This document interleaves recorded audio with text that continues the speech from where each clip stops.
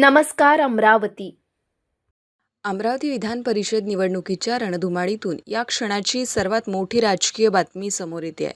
मतदानाला अवघे 48 तास शिल्लक असताना काँग्रेसमध्ये मोठा राजकीय संभ्रम निर्माण झाल्याचं दिसते आहे. वंचित बहुजन आघाडीचे उमेदवार निलेश विश्वकर्मा यांना पाठिंबा द्यायचा की नाही यावर झालेली महत्त्वाची बैठक संपली असली तरी अद्याप कुठलाही निर्णय अंतिम झालेला नाहीये. अमरावती विधान परिषद निवडणुकीत काँग्रेसची भूमिका नेमकी काय असणार याकडे संपूर्ण जिल्ह्याचं लक्ष लागून आहे. वंचित बहुजन आघाडीचे उमेदवार निलेश विश्वकर्मा यांना पाठिंबा देण्याबाबत काँग्रेस नेत्यांची बैठक पार पडली. मात्र या बैठकीत कोणताही ठोस निर्णय न झाल्याने राजकीय वर्तुळात चर्चांना उधाण आले आहे. विश्वसनीय सूत्रांच्या माहितीनुसार काँग्रेस आता या निवडणुकीत थेट तटस्थ राहण्याच्या भूमिकेकडे झुकत असल्याची चर्चा आहे. त्यामुळे काँग्रेस रणांगणातून माघार घेणार का असा प्रश्न उपस्थित होत आहे. दरम्यान पाठिंब्यासाठी काँग्रेसने ठेवलेल्या काही अटींवर वंचितकडून कोणताही सकारात्मक प्रतिसाद मिळाला नसल्याचे सांगितलं जात आहे. यामुळे दोन्ही पक्षातील चर्चेचा तिढा कायम असून काँग्रेसची भूमिका अधिकच गुंतागुंतीची बनली आहे.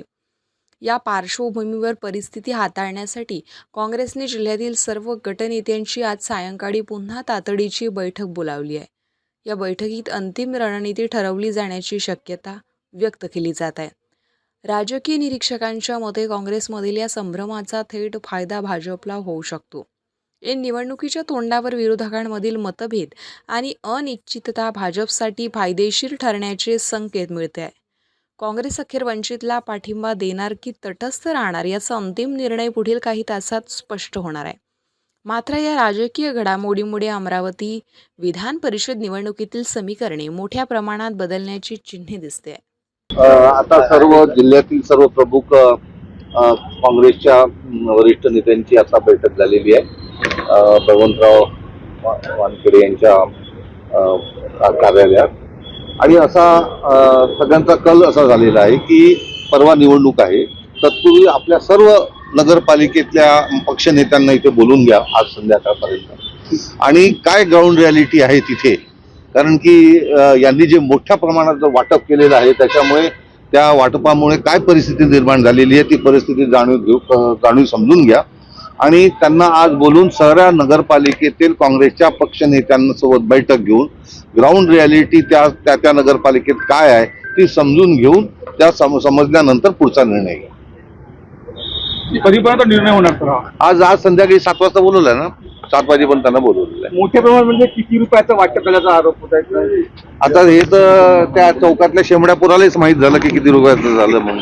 खरं सांगतो अशी परिस्थिती आहे की इतक्या उघडपणे आम्ही पण या निवडणुका लढवल्या, पण इतक्या उघडपणे सत्तेचा दुरुपयोग, पैशाचा वाटप आणि पैशाचा वाटप करताना जो मुजोरपणा हा कधीच पाहिला नाही आणि त्यामुळे या पद्धतीचं राजकारण अमरावती आपल्या महाराष्ट्रामध्ये रुजवायचा काम जे भारतीय जनता पक्ष करून राहिला आहे ते येणाऱ्या काळात अत्यंत धोकादायक आहे. लोकशाही ज्या डॉक्टर बाबासाहेब आंबेडकरांनी जी चौकट घालून दिलेली आहे लोकशाहीची, ती चौकट विस्कळीत करण्याचं काम भारतीय जनता पक्ष करत आहे आणि इतक्या उघडपणे घोडे बाजार आणि खरेदी विक्री हे करणं मला असं वाटते कोणत्याही सुबुद्ध लोकशाहीला मानणाऱ्या नागरिकाला हे पटणारं नाही. तुमचे जे उमेदवार आहे, तुम्हाला मी सांगितलं की ही निवडणूक डिजिटल पद्धतीची नाही आहे. कालही मी त्यांना सांगितलं, आम्ही पण त्यांना समजून सांगितलं की निवडणूक उतरल्यानंतर ज्या गोष्टी करायच्या आहेत त्या गोष्टी करायची त्यांची तयारी असेल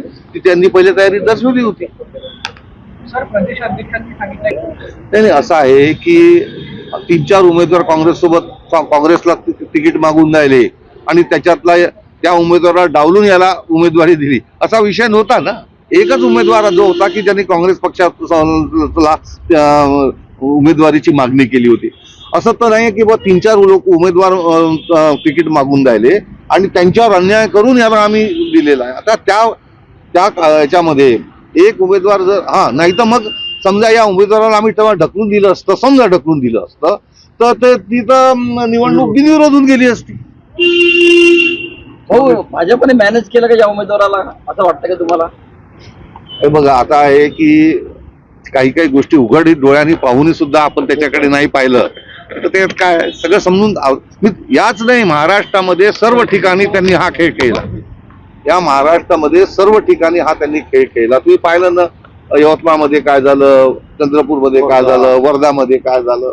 मी तेच म्हटलं, लोकशाहीची सगळी चौकट विस्कळीत करून टाकलेली आहे आणि पैसा याचा एवढा उघडपणे दुरुपयोग आम्ही पहिल्यांदाच पाहतो.